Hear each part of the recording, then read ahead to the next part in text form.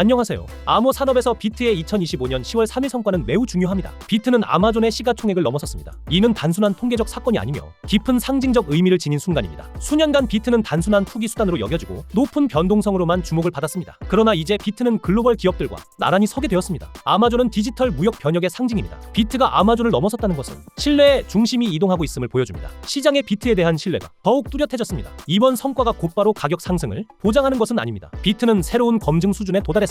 비트는 글로벌 자산으로 받아들여지고 있습니다. 거대한 시가총액은 더 이상 단순히 금액 경쟁자로 불리지 않게 합니다. 오히려 글로벌 경제에서 진지한 위치를 가진 존재로 자리합니다. 흥미로운 점은 단순히 시가총액 숫자가 아닙니다. 이 사건이 어떻게 서사를 바꾸는가입니다. 과거 비트는 주변적 자산으로 여겨졌지만 이제 비트는 중심 무대에 서 있습니다. 세계 초대형 기업들과 나란히 비교되고 있습니다. 새로운 서사가 투자자의 인식을 형성할 것입니다. 기관 투자자와 개인 투자자 모두 영향을 받습니다. 아마존을 넘어섰다면 많은 이들이 시각을 바꿀 것입니다. 비트는 더 이상 실험이 아니라 새로운 금융 기반입니다. 인식의 전환이 이번 성과의 핵심입니다. 단순한 시장 가치가 아니며 오히려 집단적 신뢰가 더욱 강화된 상징입니다. 이제 비트를 더 이상 가볍게 볼 수 없습니다. 우리가 시가총액에 대해 이야기할 때 본질적으로 이는 자산에 대한 대중의 신뢰 수준을 말합니다. 아마존은 사람들의 쇼핑 방식을 바꾼 기업이며 오랫동안 글로벌 전자상거래 지배의 상징이었습니다. 또한 사회가 일하고 상호작용하는 방식을 바꿨고 일상 서비스에 접근하는 방식까지 바꿨습니다. 비트가 아마존의 시가총액을 넘어섰을 때 이는 신뢰를 정의하고 위치시키는 방식에 큰 변화를 의미합니다. 비트는 과거에 제한된 기술 실험으로 여겨졌지만 이제 초대형 기업들과 나란히 서게 되었습니다. 수십 년간 디지털 경제의 기둥을 세운 기업입니다. 기관 투자자들에게 이는 결코 무시할 수 없는 신호입니다. 비트는 이제 글로벌 가치 저장 수단으로 간주되며 세계 주요 중비 자산과 동등한 수준입니다. 비트는 아마존과 같이 사무실,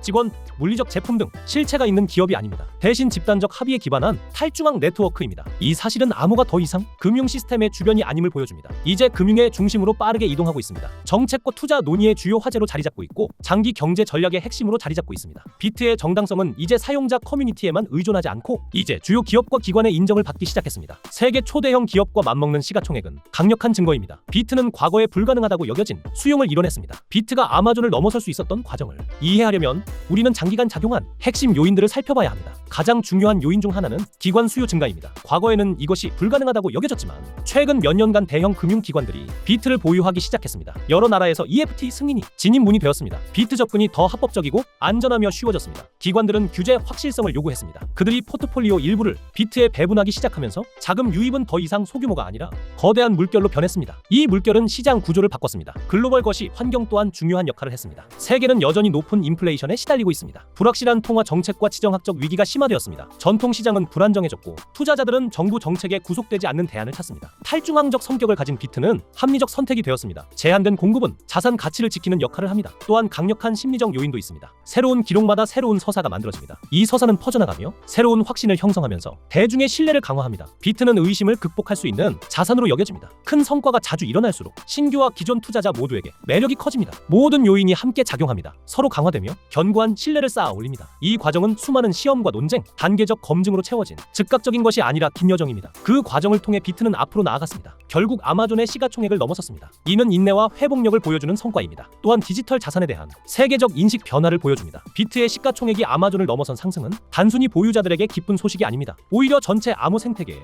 광범위한 영향을 미칩니다. 비트가 새로운 역사적 이정표를 세울 때마다 그 효과는 비트에만 머물지 않고 산업 내 다른 자산들로 퍼져나갑니다. 알트코인은 보통 함께 상승하게 됩니다. 이는 집단적 신뢰가 강화되기 때문입니다. 시장은 암호 산업 전체를 더 진지하게 보기 시작합니다. 비트의 정당성이 결국 다른 프로젝트들의 토대가 됩니다. 이제 비트는 시가총액 면에서 아마존과 나란히 서 있습니다. 블록체인 기반 프로젝트들은 큰 도덕적 심리적 동력을 얻습니다. 과거에 망설이던 대중과 기관도 더 쉽게 받아들입니다. 세계적으로 인정받은 최대 암호 자산을 이미 확인했기 때문입니다. 디파이 생태계는 도미노 효과를 얻을 수 있습니다. NFT 역시 디지털 소유권의 새로운 기회를 열어줍니다. 데이터와 인프라를 위한 블록체인 솔루션도 함께 부각됩니다. 즉 이번 성과는 단순히 비트의 힘의 상징이 아닙니다. 오히려 암호 생태계 전체의 공동 기회입니다. 산업의 한 부분이 신뢰 장벽을 돌파하면 다른 프로젝트들의 문도 함께 열리게 됩니다. 비트의 큰 성과는 항상 암호 채택 확대의 출발점이 됩니다. 비트가 아마존의 시가총액을 넘어선 것은 낙관할 이유를 줍니다. 그러나 우리는 시험 단계를 외면할 수 없습니다. 시장은 자산이 도전에 직면하지 않고 오르도록 두지 않습니다. 비트 역시 비슷한 시험을 맞이할 것입니다. 핵심 질문은 비트가 아마존 위 자리를 지킬 수 있는가입니다. 아니면 이는 곧 약해질 일시적 급등인가입니다. 대중과 언론의 주목은 점점 커 커질 것입니다. 글로벌 규제 당국도 더욱 주의를 기울일 것입니다. 비트의 역할이 커질수록 규제 압력도 강해집니다. 금융 역사는 반복되는 패턴을 보여줍니다. 새로운 자산은 글로벌 시장에서 진지하게 받아들여질 때 시험을 거칩니다. 이런 상황에서의 유포리아는 양날의 검이 될 수 있습니다. 비트가 시험을 통과하면 기반은 더욱 단단해집니다. 그가 쌓은 정당성은 쉽게 무너지지 않을 것입니다. 반대로 규제 압박이나 부정적 분위기가 나타난다면 유포리아는 신뢰를 갉아먹는 압력으로 바뀔 수 있습니다. 따라서 이번 소식이 강세 분위기를 띠더라도 현명한 태도는 낙관과 경계를 균형 있게 유지하는 것입니다. 비트를 단순히 순탄한 길로만 보는 것은 위험합니다. 실제 상황은 항상 더 복잡하고 최악의 시나리오도 언제든 발생할 수가 있기 때문에 건전한 낙관은 위험 인식과 함께 해야 합니다. 그 시나리오를 대비하는 준비가 바로 중요합니다. 이는 성숙한 투자자와 흐름에 휩쓸리는 사람을 구분짓습니다. 기관의 관점에서 비트가 아마존을 넘어선 성과는 결코 무시할 수 없는 전환점입니다. 그동안 기관들은 비트를 고위험 자산으로만 보았습니다. 극심한 변동성을 가진 자산으로 여겼습니다. 이제 그들은 비트가 글로벌 기업들과 동등한 위치에 있음을 인정해야 합니다. 심지어 현대 경제의 상징까지 넘어섰습니다. 이러한 상황은 기관들이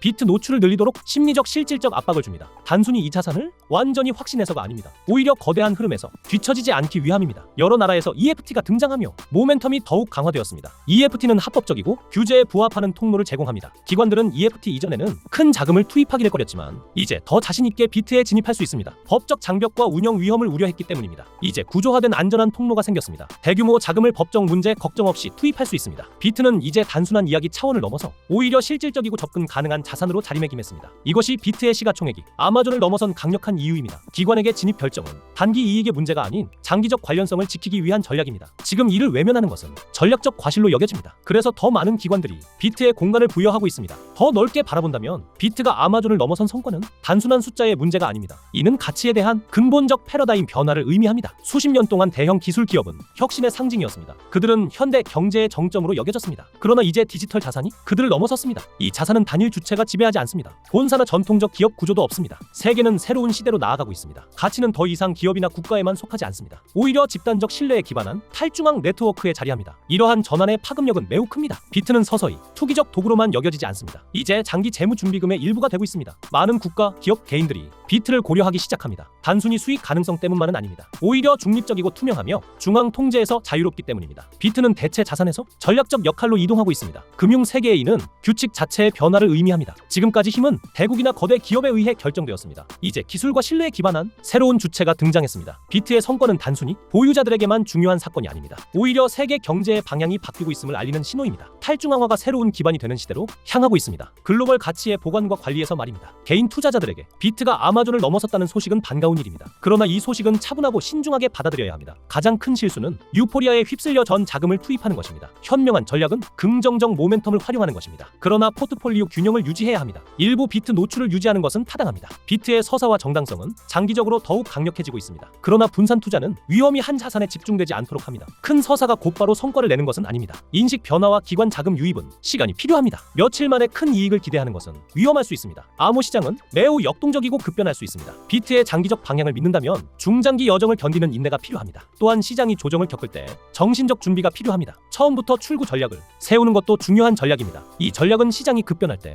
합리성을 지켜줍니다. 차분한 태도와 철저한 계획으로 투자자는 강세 서사의 기회를 누릴 수 있습니다. 그러나 순간적 유포리아에 휘말려 손해보지 않을 수 있습니다. 투자자의 성공은 결국 규율에 의해 결정됩니다. 규율은 기회와 위험의 균형을 지켜줍니다. 지금 우리는 매우 중요한 순간에 있고 최근 며칠 동안 저는 비트 움직임을 계속 주시했습니다. 무언가가 뒤에서 일어나고 있습니다. 주의 깊게 본 사람들은 이미 변화를 느꼈을 것입니다. 이것은 단순한 투기가 아닌 근본적인 모멘텀이 모이고 있습니다. 가장 중요한 사실은 2024년 4월 비트 반감기는 채굴 보상을 줄였습니다. 보상은 블록당 3.125 비트로 줄었습니다. 이 사건은 4년마다 발생합니다. 그리고 역사적으로 대규모 강세장이 뒤따랐습니다. 지금 우리는 사이클의 중간에 있으며 가격이 2025년 4분기로 가속하는 구간에 있습니다. 이야기는 거기서 끝나지 않습니다. 기관 채택이 상황을 더욱 흥미롭게 만듭니다. 2024년 초 비트 EFT는 큰 자금 유입을 기록했습니다. 2025년 한 해 동안 148억 달러가 들어왔습니다. 블랙록과 피델리티가 기관 물결을 주도했습니다. 2025년 5월 하루 6억 5천만 달러 유입을 기록했습니다. 이제 더 이상 개인 투자자가 아닙니다. 오히려 전례 없는 규모의 스마트 머니입니다. 기관 수요와 제한된 공급이 만났습니다. 반감기 이후 하루 450 비트만 생산됩니다. EFT만으로도 그 이상을 흡수할 수 있습니다. 마이클 세일러는 전체 공급의 2.75%를 축적했습니다. 그는 매달 계속 매수하고 있습니다. 블랙록은 비트를 보유하지 않는 것이 더 큰 위험이라고 했습니다. 이는 인식의 큰 변화를 의미합니다. 역사적 사이클 데이터는 뚜렷한 패턴을 보여줍니다. 2013,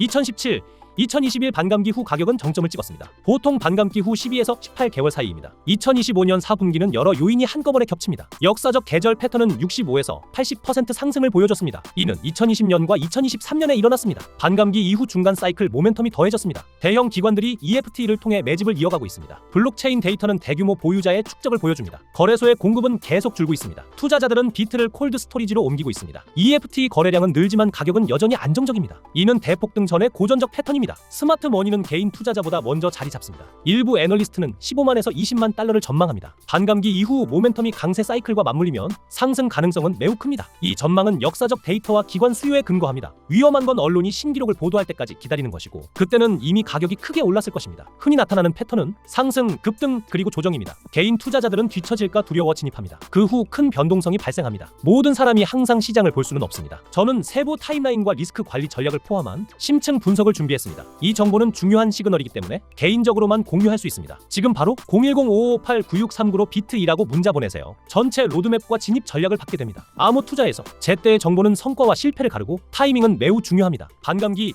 EFT 4분기 시즌의 결합은 독특합니다. 이 상황은 4년에 한 번만 나타납니다. 이번 기회를 그냥 흘려보내지 마시고 후회 없는 선택을 하기 위해 실행하는 것이 중요합니다. 지금 바로 문자 보내세요. 도움이 되셨다면 구독, 좋아요도 눌러주세요. 영상을 시청해 주셔서 감사합니다. 다음 콘텐츠에서 다시 뵙겠습니다.